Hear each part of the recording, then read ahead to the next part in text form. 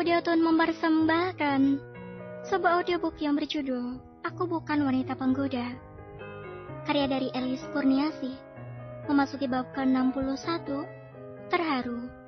Dan pengisi suara Sensen, selamat mendengarkan. Dengan jam yang sama saat di Kota Kembang, Kenan dan Hanin sedang sarapan bersama Vicky. Di kediaman Aditama keadaan masih sama. Rasti masih belum mengajak Kiara berbicara. Pagi ini Kiara pun mendatangi rumah Gunawan. Wanita dengan perut yang terlihat sedikit membuncit itu kini menaiki taksi online. Ia tidak ingin menggunakan mobil dan sopir milik sang ibu. Khawatir sang ibu pun memiliki urusan sendiri dan akan keluar juga. Setelah 40 menit, Kiara sampai di depan rumah itu. Rumah yang pernah ia tinggali selama lebih dari 4 tahun. Di halaman terparkir mobil Gunawan. Pria yang masih berstatus suaminya itu masih berada di rumah. Gunawan memang jarang berangkat pagi, karena ia tak mau berada dalam kemacetan. Jika ingin berangkat pagi, maka ia akan berangkat pagi-pagi sekali. Perlahan Kiara membuka pintu itu. Non Kiara? Si Bibi terkejut melihat kehadiran mantan majikan perempuannya. Iya, Bi. Kiara tersenyum. Non Kiara, bagaimana keadaannya? Sehat? Ini dede bayinya juga sehat kan, Bu? Duh, udah terlihat besar. Si Bibi bertanya dengan antusias. Alhamdulillah semua sehat. Ngomong-ngomong, Pak Gun ada di kamar, Bi? Tanya Kiara. Oh, Bapak lagi keluar kota, Bu. Udah dari kemarin. Kemana? Tanya Kiara. Ke Solo, Bu. Katanya ada kerjaan di sana. Dan sekalian ke makam ibunya Bapak. Saya disuruh jaga rumah baik-baik. Karena kata Bapak, beliau akan lama. Jawab Kiara singkat sembari membungkamkan mulutnya. Di kota itu ibu Gunawan berasal dan di sana masih banyak sanak saudara Gunawan dari sang ibu. Baiklah, saya ke kamar dulu ya, Bi. Sepertinya ada barang-barang saya yang masih di sana. Ibu tinggal di sini saja lagi. Kasihan Bapak, Bu, lontang-lantung seperti yang tidak punya arah. Masa sih? Tanya Kiara tak percaya dengan penuturan pelayannya. Pasalnya, dulu ketika Kiara berada di rumah ini, rasanya kehadiran seperti ada dan tiada. Benar, Bu. Keadaan Bapak semakin kacau setelah ditinggal Ibu pergi. Kiara tersenyum dan menepuk bahu si Bibi, lalu meninggalkannya menuju lantai 2. Kaki Kiara terarah ke kamar mereka dulu, kamar yang kini tak ada lagi foto pernikahan dan foto-foto yang menampilkan dirinya. Karena sejak keadaan di mana skandal sang istri terungkap, Gunawan memecahkan semua figura dan membakar semua foto kebersamaannya dengan sang istri. Di Bandung, Hanin memakai outer dan keluar dari apartemen. Kakinya berjalan cepat menuju lift dan melewati lobi. Seketika seorang pria yang sedang duduk di lobi itu pun menangkap sosok yang ada dalam ponselnya. Sosok wanita yang nampak jelas, sama seperti yang diberikan pada bosnya. Pria itu pun mengikuti langkah Hanin. Hanin memasuki toko kue. Tidak butuh waktu lama, ia pun selesai membeli makanan yang dibutuhkan. Hanya memakan waktu 30 menit. Hanin keluar dari apartemen dan sampai di lobi apartemen itu kembali untuk menaiki lift. Hanin membawa belanjaan yang cukup banyak. Ia pun menjadi sulit untuk menekan tombol lift yang menuju ke atas. Sini, saya bantu. Ujar pria itu. Pria berusia sekitar 40-an yang disuruh oleh James untuk mengintai Kenan. Oh, tidak, terima kasih. Hanin membungkukkan tubuhnya sedikit sembari tersenyum. Lift terbuka, dan pria itu masuk terlebih dahulu. Pria itu menekan tombol lama, sehingga pintu lift itu pun terbuka cukup lama agar Hanin bisa masuk dengan perlahan. Pria itu menekan lebih dulu angka 20. Anda ke lantai berapa? Tanya pria itu berpura-pura menawarkan bantuan untuk menekan tombol di angka itu, karena kebetulan kedua tangan Hanin sulit menjangkau tombol itu. 18. Oke. Pria itu tersenyum. Saya bantu, Bu. Pria itu masih menawarkan bantuan. Tidak, terima kasih. Jawab Hanin. Kebetulan teman saya ada di lantai 18. Saya juga ingin mampir ke sana. Sekalian saya bawakan belanjaan Ibu. Saya kasihan melihat Ibu membawa belanjaan sebanyak ini. Tidak perlu repot-repot, Pak. Terima kasih. Hanin menjawab tanpa berpikir lain. Ia mengira pria ini ramah karena mereka satu apartemen. Pintu lift itu kembali terbuka karena sudah berada di lantai 18. Hanin keluar dan pria itu pun keluar. Tuh, Tuh kan, ternyata kamar teman saya berdekatan dengan kamar ibu. Mari saya bantu. Pria itu kekeh dan langsung menyambar barang belanjaan Hanin untuk dibawa. Suara Hanin tercekat karena aksi pria itu lebih cepat. Hanin berjalan ke belakang pria itu. Pak, saya sudah sampai. Hanin teriak pelan karena pria itu masih berjalan lurus. Oh maaf, saya jadi keterusan karena di sana kamar teman saya. Pria itu menunjuk asal flat yang berjarak 2 pintu dari flat Kenan. Oh iya, terima kasih Pak. Hanin kembali membungkukkan tubuhnya sedikit dan mengambil barang belanjaannya. Perlahan ia menekan paskot itu dan masuk. Pria tadi pura-pura berjalan pelan.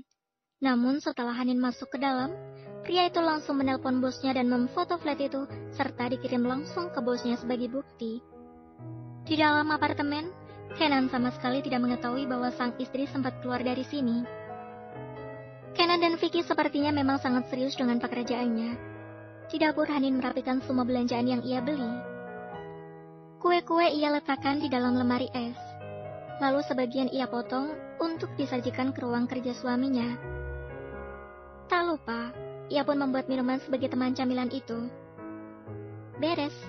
Hanin tersenyum karena dapurnya sudah kembali rapi dan nampan pun sudah terisi. Kemudian kakinya melangkah menuju ruang kerja sang suami. Hai, maaf aku mengganggu. Hanin menongolkan kepalanya dari balik pintu, lalu masuk. Aku membawakan ini supaya kalian tidak tegang. Hanin meletakkan kue dan air hangat itu di meja tamu yang berada di dalam ruangan itu. Kenan tersenyum. Terima kasih sayang. Ia pikir kue ini adalah kue hasil karya Hanin sendiri. Hanin tersenyum dan menghampiri suaminya. Sama-sama, dimakan ya, jangan kerja terus, kamu baru sembuh, oke? Kenan mengangguk dan memeluk pinggang sang istri yang berdiri dekat dengannya yang sedang duduk. Wajah Kenan mendekat pada wajah sang istri. Ia hendak mencium Hanin. Ken. Hanin memperingatkan sang suami dengan arah mata menunjuk pada Vicky yang berpura-pura memainkan handphone. Malu. Ucapnya berbisik. Biarin, anggap aja dia nyamuk. Kenan tetap mengecup bibir Hanin sekilas. Terusin aja, gue nggak lihat kok. Ledek Vicky dengan arah mata tetap tertuju pada ponselnya. Hanin dan Kenan tertawa. Lalu Hanin kembali pamit dan keluar dari ruangan itu. Tidak terasa Vicky berada di apartemen Kenan hampir setengah harian. Ia sudah sarapan, makan siang, dan kembali koordinasi dengan bosnya di ruang kerja. Hari semakin sore, Kenan pun tampak lelah. Setelah ini, lo langsung balik ke Jakarta? Tanya Kenan, mereka masih berada di ruang kerja. Vicky mengangguk. Sepertinya begitu. Lo nggak capek? Capek sih, tapi paling gue istirahat bentaran di hotel. Jawab Vicky. Asal nggak sekalian sewa cewek hotel aja. Ucap Kenan ketus. Ya enggak lah, ngapain. Halah, biasanya juga gitu. Gue begitu karena adik lo. Kalau Kiara nerima gue dari awal, gue nggak bakal kayak gini, Ken. Iya, gue percaya. Jawab Kenan malas. Lalu ia berdiri dan hendak mengantarkan Vicky keluar. Di luar, Kenan dan Vicky bertemu Hanin yang sedang menonton di ruang televisi. Sudah selesai? Tanya Hanin melihat kedua pria ini akhirnya keluar setelah berjam-jam di ruangan itu. Sudah, Vicky sekalian ingin pamit. Jawab Kenan dan Vicky pun mengangguk. Kenan merangkul bahu istrinya dan berjalan beriringan mengantar Vicky hingga ke pintu. By the way, makasih ya Han, untuk sarapan dan makan siangnya. Masakan kamu enak, pantas Kenan betah. Ledek Vicky, Hanin tersenyum. Terima kasih juga pujiannya, padahal dia aja belum pernah bilang masakanku enak loh. Arah mata Hanin melirik ke arah Kenan. Memang iya, aku gak pernah bilang masakanmu enak. Tanya Kenan dengan mengernyitkan dahi. Hanin menggeleng. Belum. Pernah? Belum. Vicky tertawa dan menggelengkan kepalanya. Udah gak usah berantem di sini. Sekalian berantem di kamar terus guling-gulingan sana. Ya udah pulang loh. Kenan mendorong Vicky untuk keluar dari pintu dan kembali menutup pintu itu. Dasar songong. Umpat Vicky sembari tersenyum melihat sahabatnya yang tengah berbahagia. Aku pernah bilang masakanmu enak. Ucap Kenan setelah pintu itu tertutup. Ia berjalan mengikuti langkah Hanin yang sudah berjalan lebih dulu ke ruang televisi. Belum, satu-satunya kata enak yang keluar dari mulut kamu itu saat... Hanin tak melanjutkan perkataannya. Ia duduk di sofa. Saat? Tanya Kenan memicingkan mata. Saat kamu menyentuhku, kamu selalu bilang milikku enak. Sontak Kenan tertawa. Hanin begitu polos dan lucu. Udah pinter ngeledek aku ya, rasain ini. Kenan menggelitiki pinggang Hanin hingga sang istri kegelian dan tertawa. Ken, jangan geli. Hanin terus tertawa hingga Kenan berhenti menggelitiki sang istri karena deringan telepon yang berbunyi dari ruang kerja di dalam sana. Teleponmu bunyi, ucap Hanin. Ganggu aja. Kenan melepas malas tubuh sang istri. Sana angkat dulu, ini masih jam kerja. Siapa tahu dari Siska atau Vicky lagi.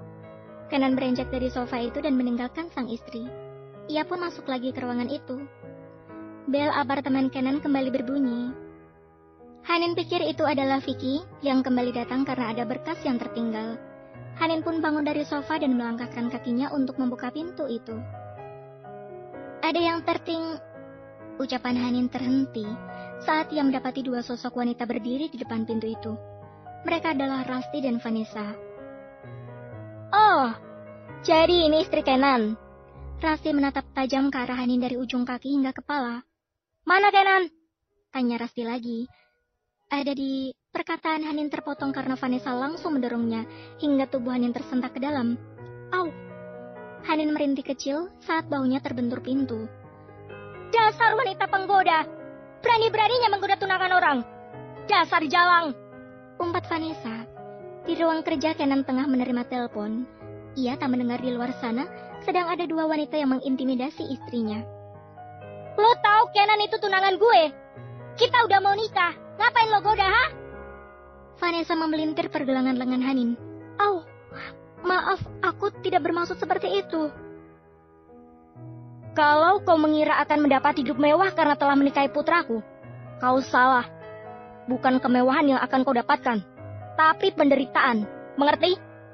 Ucap Rasi kesal dengan menatap tajam ke arah Hanin, seolah ingin menelannya hidup-hidup. Rasi terhasut oleh provokasi Vanessa yang mendoktrin hal-hal buruk tentang Hanin. Tangan Rasi terangkat untuk menampar pipi Hanin. Namun dengan cepat, Kenan berlari ke arah sang istri dan memeluknya. Pukulan itu tepat mengenai punggung bidang Kenan, karena dengan cepat Kenan melindungi tubuh Hanin yang mungil. Kepala Kenan menunduk agar semua tubuh Hanin terlindungi oleh tubuhnya. Seketika hal itu membuat jantung Hanin berdebar. Ia terharu dengan sikap sang suami. Matanya tertuju pada mata Kenan yang terpejam karena menerima pukulan keras dari Rusty bertubi-tubi. Bersambung. Terima kasih sudah mendengarkan.